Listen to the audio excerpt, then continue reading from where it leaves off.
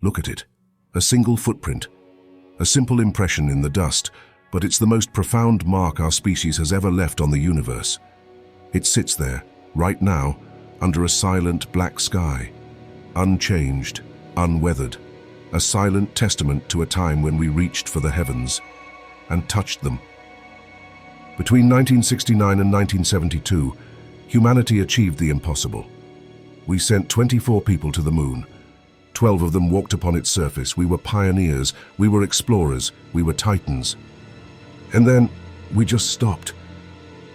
The last human to stand on the moon, Eugene Cernan, climbed back into his lunar module on December 14, 1972, and we never went back. Why? This question has echoed for half a century. It's a void in our story that has been filled with whispers and shadows. Some will tell you we found something there, a secret so profound or so terrifying that it warned us away forever. An alien structure, a message, a presence that made it clear we were not welcome. It's a tantalizing story, a thrilling mystery. But the truth, the real reason we abandoned the moon, is far more complex and in many ways far more human. It's not a story about what we found on the moon. It's a story about what we lost back here on Earth. To understand why we left, we first have to remember why we went.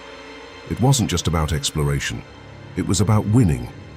The Cold War was raging, and the sky itself had become a battlefield for ideology. When the Soviet Union launched Sputnik, and then put the first man, Yuri Gagarin, into orbit, it sent a shockwave of fear across America. The moon was the ultimate finish line, a grand, undeniable display of technological and political supremacy.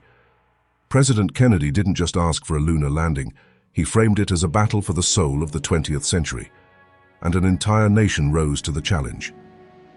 The effort was monumental. It required the invention of new technologies, new materials, even new mathematics. At its peak, the Apollo program employed over 400,000 people. It was a national obsession. And it came with an almost unbelievable price tag. In today's money, the Apollo program cost over $175 billion. Let that sink in. In 1966, NASA's budget consumed nearly 4.5% of the entire US federal budget.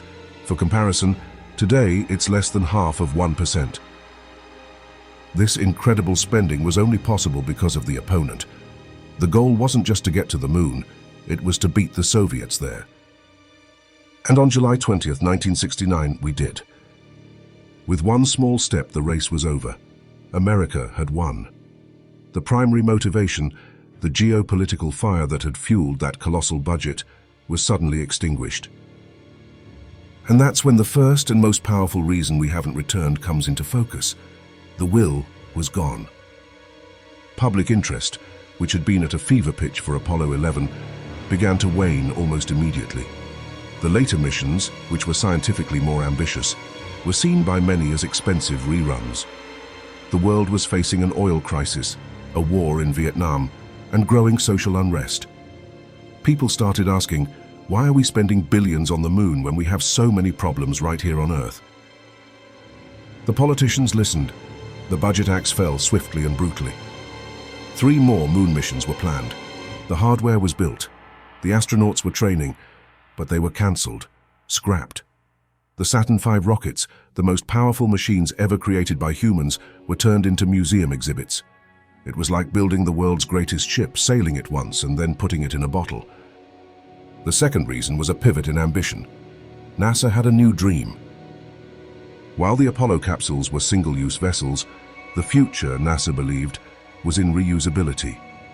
They envisioned a fleet of space trucks, vehicles that could launch like a rocket, operate like a spaceship, and land like a plane.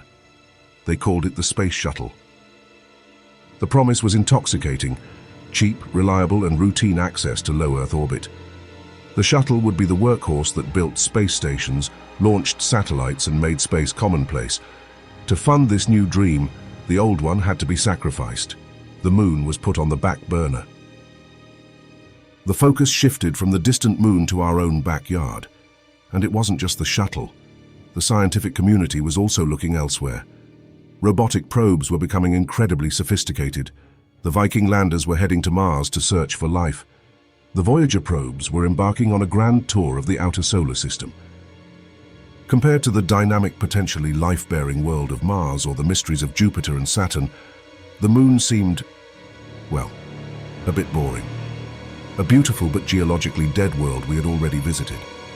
From a scientific bang-for-your-buck perspective, robotic probes gave you more data for a fraction of the cost, and none of the risk. And we can never, ever forget the risk. We remember Apollo for its triumphs, but we often forget how close we came to absolute catastrophe. The Apollo 1 fire killed 3 astronauts before they ever left the ground, and the world held its breath during Apollo 13, when an explosion crippled the spacecraft halfway to the Moon. Okay, Houston, we've had a problem here. It was a miracle of ingenuity that brought them home, but it was a stark reminder that every single Moon mission was a roll of the cosmic dice. Once the race was won, the question became heavier. Was it worth risking more lives just to collect more rocks? For decades, the answer from those holding the purse strings was a resounding no. So there it is. No alien monoliths, no shadowy government cover-up. The reasons we haven't returned are a far more grounded human cocktail of money, politics, shifting priorities, and immense risk. The obsession that got us there simply faded away. For 50 years, that footprint has waited. For 50 years, the Moon has hung in our sky as a monument to what we once did. But the story isn't over. A new chapter is being written. Because we are going back. NASA's Artemis program is a new mission for a new generation. And this time the why is different. It's not about beating a rival. It's about building a future. This time, we're not just going for flags and footprints. We're going to stay. We're going to build the first long-term sustainable human presence on another world. Why? Because we've discovered there's water ice locked away in the permanently shadowed craters at the lunar poles. Water can be turned into air to breathe and rocket fuel to fly. The Moon is no longer just a destination. It's a gas station, a launching point for the rest of the solar system. This time, we're going with international partners, sharing the cost and the discovery. This time, we're going as a united humanity, not as competing nations.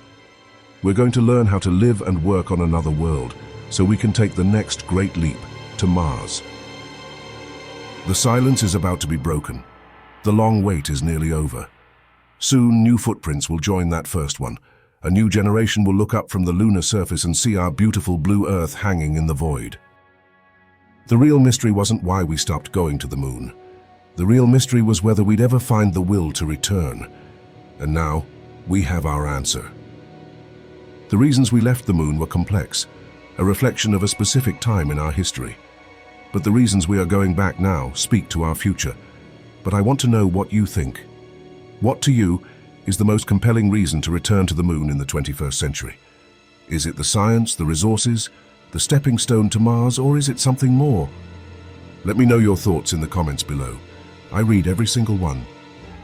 And if you find these journeys into our shared history as fascinating as I do, consider liking this video and subscribing to the channel. There are so many more stories to tell. Thank you for watching.